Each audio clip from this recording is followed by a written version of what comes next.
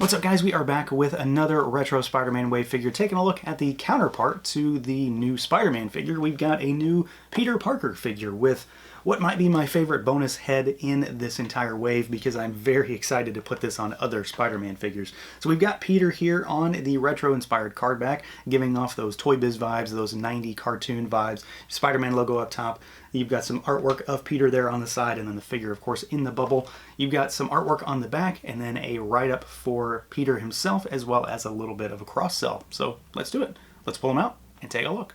And here he is, our Peter Parker figure, out of the package. And this guy is, of course, kind of important when it comes to just the greater Marvel universe, but it's not something that I've ever really thought I specifically needed a figure of, because I mean, if you had the choice, you're always going to want to have Spider-Man on your shelf, not necessarily Peter Parker in civilian clothes. But it's nice to be able to get the option here and to have that different version of the same character, so to speak. This is an interesting figure, though, because, well, it's a lot of reuse, and I wasn't really sure of that until I got him in hand. This is Stan Lee, basically. If you're looking for a comparison, as far as a recent comparison, Stan Lee, from almost head to toe, the exact same figure, which isn't necessarily a bad thing, because Stan Lee's actually a pretty solid figure on his own. So let's see what this guy can do, see how he moves around. But if you've messed around with Stan Lee, you know exactly what we're going for here. So the head can look up pretty good. He looks down a decent bit as well. Honestly, that head moves quite nicely. You've got full rotation, and then you've got good attitude on there as far as tilt. Arms go out at the shoulders. They, of course, rotate all the way around. You've got your bicep swivel. We've got our double jointed elbows. You've got a lateral hinge and rotation on his left, your right, and then you've got a vertical hinge and rotation on his right, your left. Ab crunch goes forward. He goes backwards a little bit, and then you've got your waist twist there, so you can see what's going on underneath that jacket. You've got legs that go out only about that far, which isn't that great for Spider-Man, but this is Peter Parker, so I guess we'll let it slide.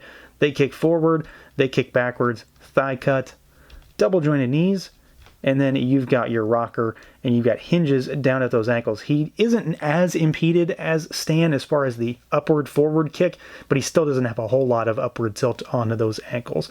Backside is really nice, though, otherwise. So he moves pretty well. I mean, there's nothing too crazy here. Again, it's very familiar territory as of late, so I knew what to expect going into this once I realized who it was. But he does move around pretty decently. The only real hindrance on this guy is really at the hips and then at the ankles. Now, as far as the overall aesthetics here, this figure is, well, he's kind of basic. He is exactly what you think he is. So without taking into consideration the fact that this is Peter Parker, Spider-Man, you've got a dude here. You've just got a guy, and he is standing here in a brown jacket, light blue shirt, and some jeans with some white sneakers. And similarly to the Stan Lee figure, it looks pretty good. I mean, as far as what they're going for here, a civilian guy, it works really well. I have actually no issues with the overall basic look here. What they're going for and your ability to actually, use this for somebody else is going to work really nicely. So I'm sure we're going to see customs out of this figure. Undoubtedly, I'd be surprised if we didn't. But I think the base figure looks really good. The brown looks nice, saturated colors. The same with the blue. It's all very crisp and clean, very, very deep colors. And they look good together. The color choices, the color palette works nicely here. There isn't a great deal of paint on this figure, though, honestly. You've got some on the belt buckle, and that's about it, really. What he does have that's kind of interesting is the hands, because they are a little bit different. He's got hands that are specifically meant to grip his camera accessory, so you can see his right hand has got one massive open gripping hand, and it works well. I mean, honestly, it's needed for that accessory because it's kind of clunky and kind of fat. His left hand isn't quite as gripping, and despite the fact that this looks kind of weird, I kind of wish this was more of the same, just to make him hold that camera a little bit easier, but we'll get to that. I do like the white sneakers. They pop against the rest of the figure, although there is a little bit of thin paint applications at the ankle here. You can sort of see a little blue kind of peeking through there a little bit.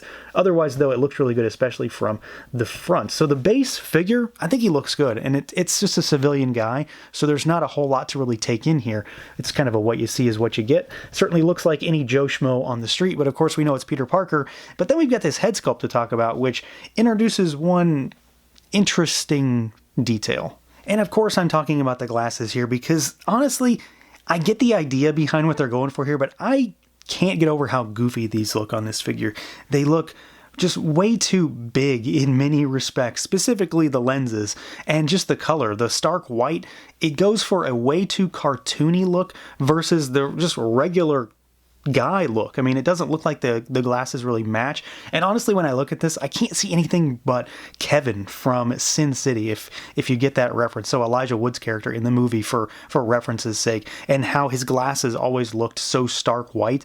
And that's all I see. I just see something like that when I look at this. What's really interesting, though, is that, well, I didn't really expect this, but there's painted eyes under here because, well, the glasses are a separate piece, but they don't seem to be intended to be removed because they're pegged into the side of the head over here, but they're definitely glued in place. I haven't gone so far as to try to remove them because I don't want to break them and or lose them, which is definitely my MO when it comes to doing something like that. So I'll probably just leave them in place. You can, however, swap out a different Peter head. So like, this one from the Peter or Spider-Man Mary Jane 2-pack from a while back, it fits on the peg just fine. So other heads will work normally, but the head itself looks good. I mean, the face is definitely what we come to expect from a Marvel Legends Peter Parker. Hair looks good. I just don't think these glasses kind of hit the mark. They look a little too big, and then the white kind of gives me a different aesthetic compared to the rest of the figure. But then we get to accessories, and, well, honestly, my favorite aspect of this entire figure and this entire package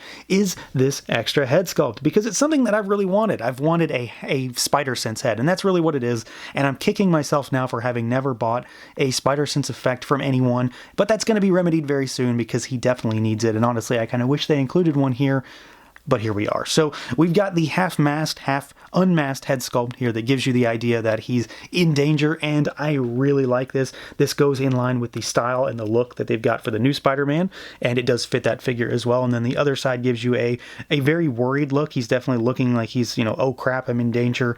It's time to get into action type of situation. So I really like the idea here. Of course, this is something that we've seen in comics for years and years and years, so it's cool to get one for Legends, and I think it's going to work really well on my display, and it's going to work well on any other Spider-Man figures as well, because so far this seems to fit, well, just about all of them that I've tried. And then we've got his camera, so the actual accessory that fits this hand in particular, and it's just a black piece of plastic. There's a little bit of sculpted detail on it. Honestly, I'm not too sure that it's not too big. It really does seem quite large. They're going for a much more classic look here, so it's an older style camera. Of course, this doesn't look modern by any respects, but it does look good. Sculpt is nice. There's a little bit of paint on it for the flash up there. You can see it shining in the light, but it does look good. I mean, it definitely fits the figure. It definitely fits this character. It of course is quintessential Peter Parker, and I think he does come with two really solid accessories, if not for the fact that he should have come with a third for a Spider-Sense effect, because, I mean, come on. So overall, I think this is a pretty solid figure. However, it comes with a few caveats for me personally. The big one is the glasses on that head sculpt. I just don't think they work all that well with this aesthetic. It gives too much of a cartoony vibe, which I don't think works all that well here. The rest of the figure is solid. I mean, it's pretty much tested at this point. We knew it worked with Stan Lee, and it works well with Peter here. The extra head sculpt is really where it's at for me. That's everything I'm focused on with this particular figure, because it's going to be a great addition to my Spider-Man shelf. It's going to look really good standing next to other Spider-Men, and it's just a cool idea. That split face, that split head works really well. The sculpt on it is fantastic. The overall expression on the Peter side works really well, and that mask look is really great on the mask side. So it's a really solid package there, and it completes the figure for me. Even if he didn't have the standard head sculpt, I'd have been really happy just getting this one. So that's going to do it for this look at the Marvel Legends Peter Parker figure. Let me know what you guys think. Feel free to like, comment, subscribe, and share, and until next time.